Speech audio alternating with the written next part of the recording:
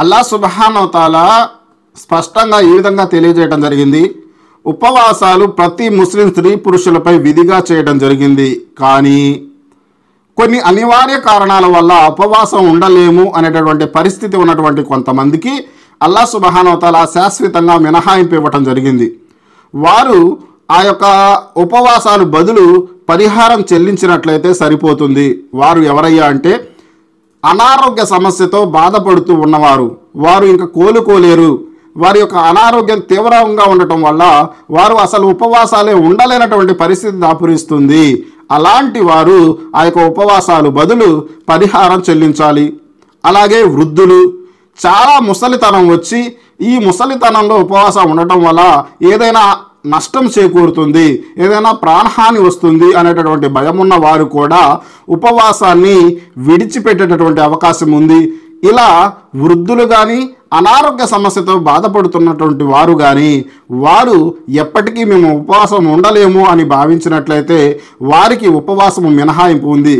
కానీ ఉపవాసము వీళ్ళు ఇద్దరికీ మినహాయింపు ఉంది. కానీ పరిహారంగా ఉపవాసానికి బదులు ఒక పేద వ్యక్తికి 2 పూటల భోజనం తినిపించాలి. అంటే 30 రోజులు ఉపవాసానికి బదులు 30 రోజులు ఒక పేద వ్యక్తికి 2 పూటల భోజనం తినిపించాలి. లేదా 30 మంది వ్యక్తులకి 2 పూట్ల ఒకేసారి భోజనం తినిపించవచ్చు.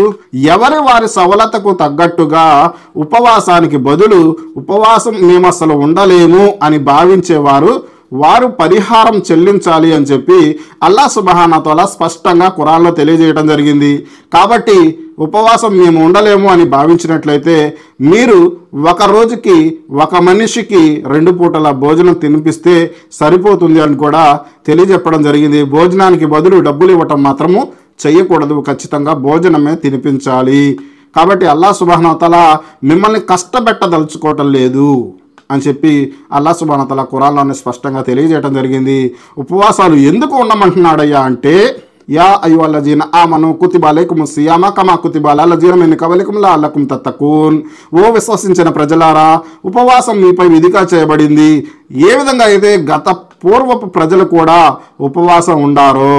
ఎందుకయ్యా అంటే ఉపవాసాల ద్వారా మీలో భయభక్తులు జనిస్తాయి అని చెప్పి. కాబట్టి ఉపవాసం ప్రతి ఒక్కరు విధిగా ఉండండి. ఇన్షా అల్లాహ్ యొక్క కారుణ్య ప్రతిఫలాలను పొందండి. అల్లాహ్ సుబ్హానహు వ తఆలా ఎన్నో పుణ్యఫలాలను ప్రసాదించడం జరుగుతుంది ఉపవాసం ఎవరైతే ఉంటున్నారో వారికి.